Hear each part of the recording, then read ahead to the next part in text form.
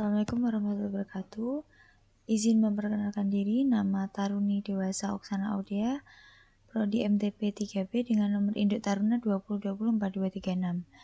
Di sini saya akan menjelaskan sedikit tentang peralatan operasi KRDH.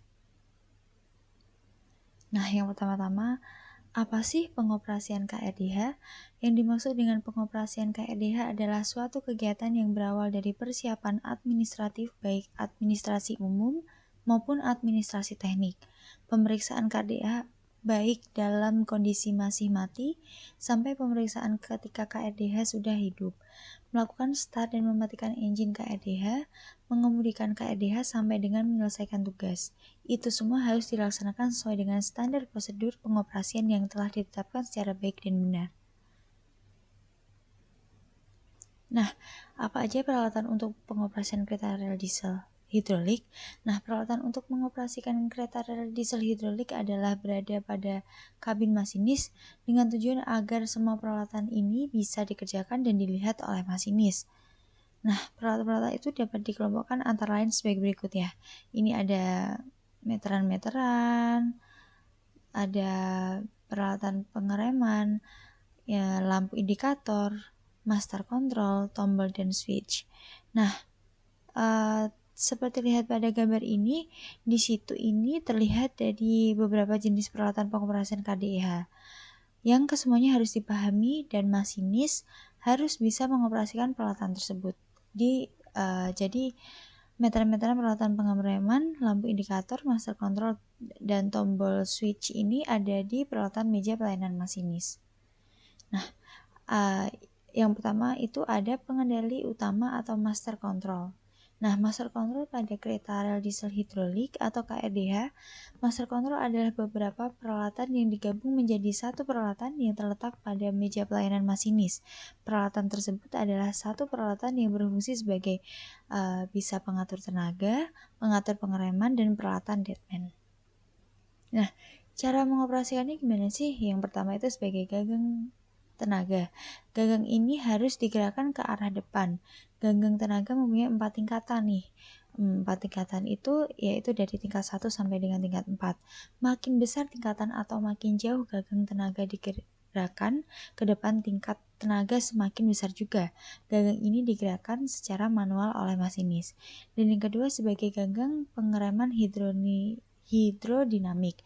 Gagang ini harus digerakkan ke arah belakang. Gagang pengereman mempunyai 7 tingkatan pengereman, yaitu dari tingkat 1 sampai dengan tingkat 6 untuk pengereman secara gradual atau bertahap.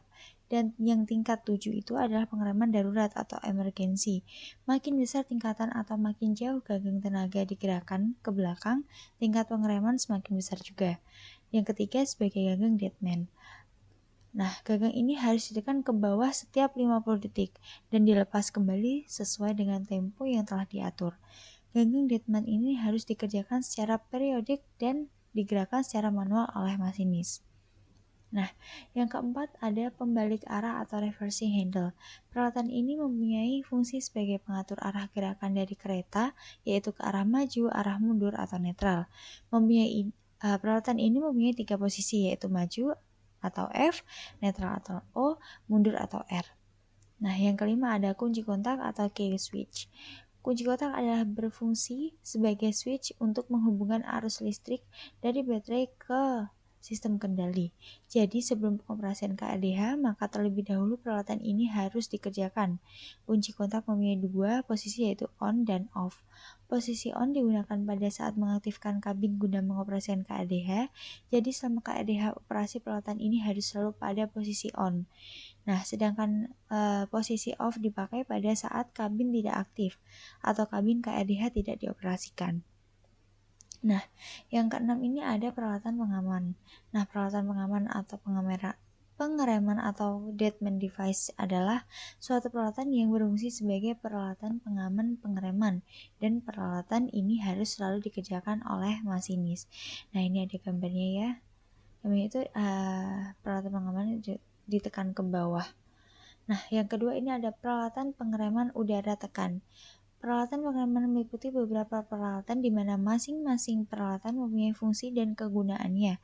Adapun jenis dari peralatan pengereman tersebut antara lain yaitu yang pertama automatic brake valve atau gagang pengereman udara. Yang kedua ada emergency brake valve atau katup pengereman darurat. Nah ini ada gambarnya ya, automatic brake valve atau gagang pengereman udara. Katup pengereman udara ini mempunyai beberapa posisi sesuai dengan penggunaannya.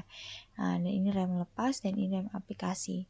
Nah, gagang pengereman udara atau pneumatic brake handle dengan posisi tersebut adalah yang pertama ada posisi pengisian atau filling, posisi jalan atau running, posisi netral atau lap atau neutral, posisi pengereman atau application. Nah, yang ketiga ada pengereman hidrodinamik atau hydrodynamic brake. Pengereman jenis ini adalah sistem pengereman yang menggunakan transmisi hidrolik sebagai media pengereman. Dan jenis pengereman hidrodinamik hanya efektif digunakan pada saat kecepatan kereta masih tinggi, dan apabila kecepatan kereta api sudah rendah, pengereman ini sudah tidak efektif lagi dan harus dibantu dengan pengereman sistem pneumatik. Nah, yang keempat ada meteran-meteran. Nah, meter-meter ini terbagi nih. Yang pertama ada meteran udara tekan atau manometer udara, tekanan udara pada tangki utama atau main reservoir. Tekanan udara pada main reservoir dapat dilihat pada manometer di bawah ini yang ditunjukkan pada jarum warna merah. Nah, ini jarum warna merah. Penunjukan tekanan udara main reservoir berkisar pada 7 bar sampai 8,5 bar. Selalu naik turun karena adanya pengaturan tekanan dari governor kompresor.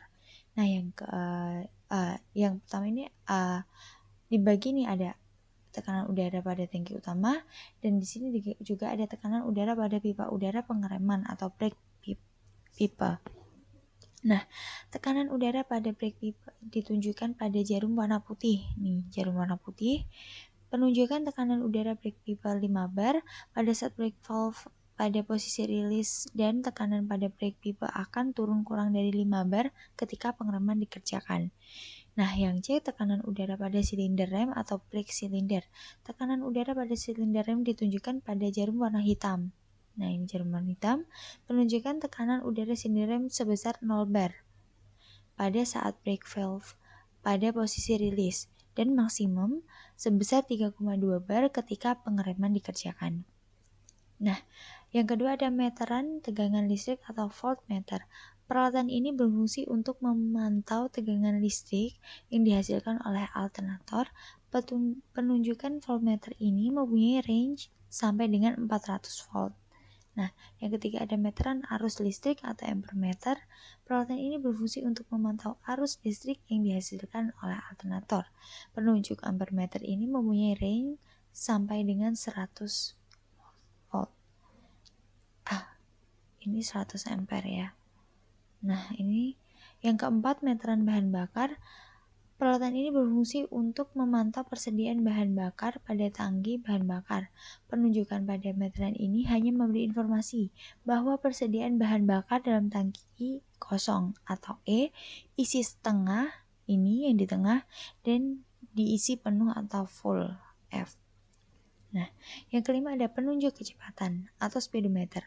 Peralatan ini berfungsi untuk memantau kecepatan kereta api agar sesuai dengan kecepatan yang diinginkan atau kecepatan yang tercantum dalam aturan pengoperasian.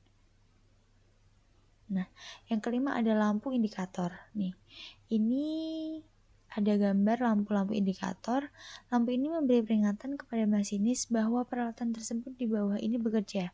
Peralatan yang bisa diindikasikan oleh lampu ini antara lain adalah peralatan 1. Pintu kanan buka, 2. Pintu kiri buka, 3. Footstep kanan kerja, 4. Footstep kiri kerja, 5. Master control 1 on, 6.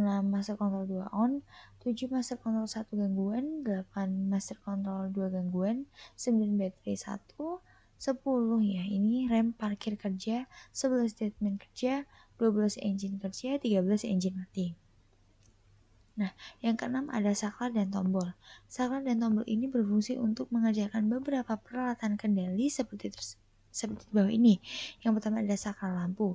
Saklar lampu ini berfungsi untuk mengerjakan beberapa fungsi lampu antara lain yang A. Penerangan ruang penumpang, B. Penerangan kabin masinis, dan sedangkan C. Lampu sorot. Yang kedua ada tombol pembersih kaca, itu ada tombol wiper, tombol washer. Nah, yang ketiga ada tombol pintu, ya pintu kiri, pintu kanan. Nah, tombol footstep kiri dan footstep kanan. Yang kelima ada tombol klakson. Keenam ada tombol pengatur sirkulasi udara atau fan. Yang ketujuh tombol pengatur suhu udara atau AC.